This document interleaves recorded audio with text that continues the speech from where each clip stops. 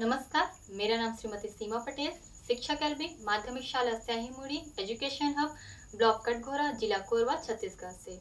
और आज का मैं शीर्षक जो मेरा है वो है पाठ कक्षा 7वीं का पाठ 16 सजीवों में नियमन नियंत्रण एवं समन्वय। अगर आप सामने देख रहे होंगे तो आपको कुछ चीज़ें दिखाई दे रही होंगी, तो थोड़े बहुत तो आपको वैसे समझ में आ रहा होगा कि मैं किस टॉपिक के बारे में या किस शीर्षक के बारे में आपको बताने जा रही हूँ। और आज का जो मेरा जैसे हम अगर अपने शरीर की बात करते हैं तो हमारे शरीर में कई चीज़ें होती हैं, जैसे हमारा पलक झपकना, कोई कांटा आ जाए तो अचानक हमारे पैर को हटा देना, या कभी कोई अचानक हवा चलने पर हम अपनी आँखों को खुद से ही बंद कर लेते हैं, हमें पता भी नहीं होता कि आने वाले हैं। हम कोई कचरा है या कोई तिनका है वो हमारे आँखों तक पहुँचने वाले हैं, हमारे आइज़ तक पहुँचने वाले हैं, उससे पहले ही हम अपनी आँखें बंद कर लेते हैं। तो कई चीज़ें ऐसे होती हैं जिनके हम तुरंत ही हम क्रियाएँ देने लगती हैं। हमारा शरीर बिल्कुल एक कारखाने की तरह है, उसके अलग-अलग विभाग हैं, अलग-अलग चीज़ें शरीर में होती रहती हैं। कहीं पे पाचन होता रहता है, कहीं पर वो उत्सर्जन की तरह कार्य करते हैं, कहीं पर हमारा शरीर जो है वो प्रतिवर्ती क्रियाएँ करते रहते हैं। तो ये सारी चीज़ें हैं, अगर वो आपस में तालमेल के द्वारा ना हो कि हमें कब क्या करना चाहिए। मान लीजिए आपका पैर बोलता है कि मुझे चलना है, जबकि आपकी आँखें बोलती हैं मुझे सोना है। अगर इन दोनों के बीच में समन्वय ना हो तो किस तरह से हमारा शरीर कार्य कर सकता है। तो यह समन्वय बिठाने का जो कार्य होता है वो हमारे शरीर में, हमारे शरीर के में जो सीएनएस सिस्टम होता है, केंद्रीय तंत्रिका तंत्र, वह करती हैं। तो आज जो मेरा टॉपिक मैं जो ले रही हूँ, जो आपको मैं बताने जा रही हूँ, वो है हमारा सीएनएस, केंद्रीय तंत्रिका तंत्र, जो हमारे शरीर में जो समन्वय बिठाने का जो काम करते हैं, सजीवों में जो समन्वय और नियंत्रण का कार्य करते हैं, वो दो प्रकार से होता है। वो होता है सीएनएस मतलब केंद्रीय तंत्रिका तंत्र द्वारा, और दूसरा होता है रासायनिक पदार्थों के द्वारा। तो मैं जो ले रही हूँ वो है हमारी केंद्रीय तंत्रिका तंत्र, सीएनएस, जिसे हम सेंट्रल नर्वस सिस्टम के नाम से जानते हैं, केंद्रीय तंत्रिका तंत्र के नाम से जानते हैं। उनके बारे में हम लोग यहाँ पर देखने वाले हैं। तो हम सबसे पहले केंद्रीय तंत्रिका तंत्र में कौन कौन से भाग आते हैं वो मैं आपको यहाँ पर बता देती हूँ। यहाँ पे मेरे पास एक हेलमेट था जिस पर मैंने आप देख रहे होंगे, ये पहला जो भाग है मैंने यहाँ पर लिया हुआ है। पहला भाग है हमारा मस्तिष्क, ब्रेन। आप सारे के सारे बच्चे जो हैं यहाँ पे आप हमेशा बात करें तो हम बोलते हैं यहाँ पे ब्रेन है, हमारे खोपड़ी के अंदर ब्रेन है। तो हमारा जो शरीर है उसका सबसे महत्वपूर्ण हिस्सा एवं सबसे नाजुक या सबसे ज़्यादा लचीला हिस्सा जो होता है वो हमारे शरीर में होता है ब्रेन, जो होता है मस्तिष्क होता है। क्योंकि हम इसी से ही सोचने का कार्य करते हैं, और हमारे शरीर में जो भी क्रियाएँ हो रही हैं वो केवल हमारे ब्रेन के द्वारा या हमारे मस्तिष्क के द्वारा संचालित की जाती हैं।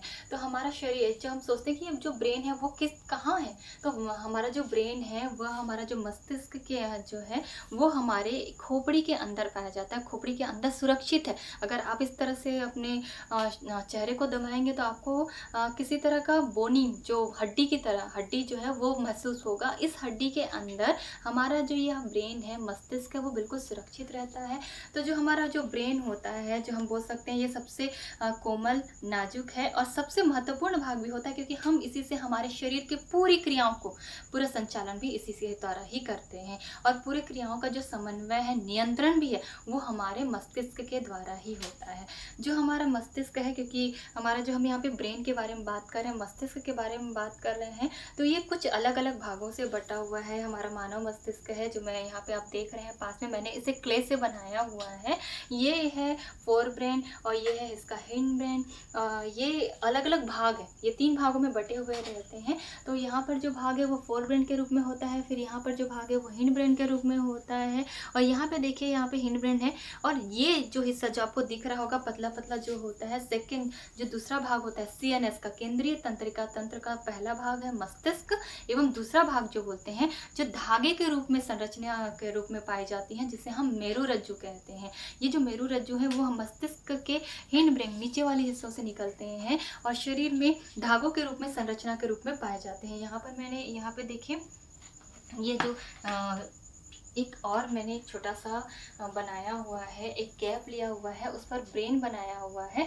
यहाँ से हमारे मस्तिष्क के पीछे वाले हिस्से से ये धागे जैसी पतली रचनाएं निकलती हैं, जिसे हम क्या कहते हैं, मेरुरज्जु कहते हैं। मेरुरज्जु भी हमारे शरीर का बेहद लचीला भाग होता है, रस्सी की तरह होता है, धागे की तरह रचनाएं होती है, और महत्वपूर्ण होने के कारण इसकी सुरक्षा भी उतना ही आवश्यक होता है। ये उसकी सुरक्षा के लिए हमारे शरीर में जो हमारे बैकबोन जो होते हैं, जो हम इस तरह से जो पिछला हिस्सा अगर छूते हैं, जो पतला हुआ हिस्सा होता है, तो ये रीढ़ की हड्डी जिसे हम कहते हैं। अगर हम अपना पीछे टच करेंगे तो आपको रीढ़ की हड्डी समझ में आएगी, रीढ़ का जो हिस्सा है वो समझ में आएगा। तो उस रीढ़ की हड्डी के अंदर, ये देखिए ये हड्डी की है, उसके अंदर ये पतले पतले धागे हैं, वो सुरक्षित रहते हैं, मेरुरज्जु सुरक्षित रहते हैं। तो हमारी रीढ़ की हड्डी है वो एक काम करती है, इसे नलिका के रूप में इसे हम हमारे जो मेरुरज्जु हैं उन्हें सुरक्षित रखने का काम करती है। तो हमारा जो दूसरा हिस्सा होता है मेरुरज्जु, उसके बारे में भी आप जान चुके हैं। और तीसरा जो हिस्सा होता है वह है हमारी केंद्रीय तंत्रिकाएं। यहाँ पे देखिए ये आपको कुछ दिख रहा होगा, हमारे शरीर में पतली पतली पतली पतली ये धागों के समान रचनाएं होती हैं और शरीर से हर हिस्से में ये पाई जाती हैं। शरीर के हर हिस्से में, अगर ये मस्तिष्क से निकलती हैं, शरीर के यहाँ हमारे नाखून तक, हमारी उंगलियों के सबसे छोटे से छोटे हिस्से तक, हमारे पैर के, हमारे सिर के, हमारे हाथ के, हमारे शरीर के हर हिस्से तक ये जो हमारी जो तंत्रिकाएं हैं वो शरीर के हर हिस्से तक पहुंचती हैं। और ये देखिए जो धागे के समान आपको दिख रही है जो प्रत्येक भाग में, ये देखिए मेरुरज्जु से निकल रही हैं, ये मस्तिष्क से भी ये किसी न किसी तरह से कनेक्टेड है, धागों के समान रचनाएं हैं वो यहाँ पर जुड़ी हुई हैं। तो ये देख रहे हैं आप, जो हम लोग जाल के समान जो फैली हुई हैं, ये हमारा है तंत्रिकाएं होती हैं। अब तंत्रिकाओं के बारे में बात करें तो तंत्रिकाएं दो तरह की होती हैं, क्योंकि ये जो हमारा मस्तिष्क जो है वो दो तरह की तंत्रिकाओं के द्वारा हमारे पूरे शरीर का समन्वय करता है।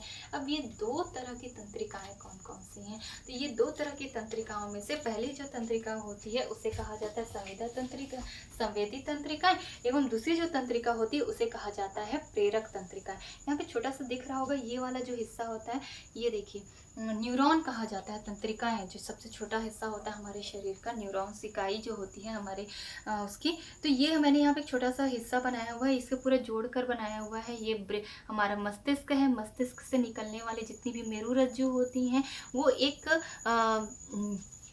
जो हमारा तंत्रिका तंत्र है वो सुरक्षित रूप में रीढ़ की हड्डी में सुरक्षित है। देखिए आप, दिख रहा होगा आप लोगों को, ये सारे के सारे शरीर के विभिन्न हिस्सों से हमारे जो हैं ये तंत्रिकाएं जुड़ी हुई हैं किसी न किसी तरह से। तो ये जो हमारी जो तंत्रिकाएं हैं वो किस तरह से काम करती हैं, क्योंकि हमारी जो तंत्रिकाएं हैं वो दो तरह की होती हैं, संवेदी तंत्रिकाएं और प्रेरक तंत्रिकाएं।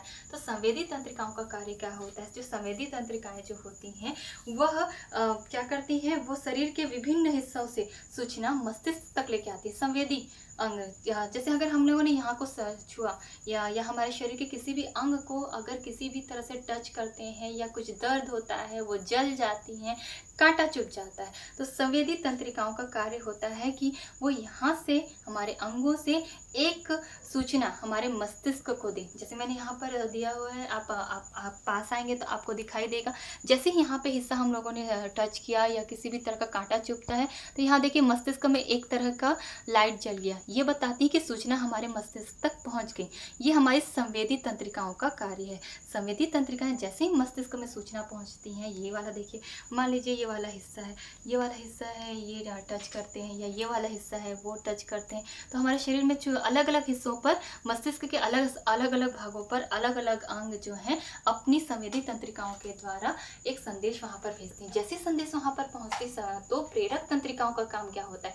प्रेरक तंत्रिकाएं मस्तिष्क से वह सूचनाओं को संग्रहण करती हैं और उन सूचनाओं के द्वारा प्रतिवर्ती क्रियाएं, मतलब विपरीत क्रिया जो होती है, क्या हमें एक्शन लेना चाहिए, क्या कार्य करना चाहिए। मान लीजिए कांटा चुभ रहा है, तो कांटा चुभने के कारण क्या होगा, हमें अपना हाथ हटाना पड़ेगा ना, वहाँ से हाथ हटा रहे हैं, वहाँ से मान लीजिए ये देखिए यहाँ पे कांटा चुभ गया या यहाँ पे कांटा चुभ गया, तो हमें हाथ हटाना पड़ेगा। तो जब हाथ हटाना पड़ेगा तो वो सूचना कौन लेकर जाता है? तो संवेदी तंत्रिकाएं हैं, वो सूचना मस्तिष्क तक पहुँचाती हैं और प्रेरक तंत्रिकाएं तुरंत वो सूचना लेकर उस अंग तक पहुँचाती हैं। जैसे ही उस अंग तक पहुँचाती हैं हम तुरंत ही उस हाथ को वहाँ से हटा लेते हैं।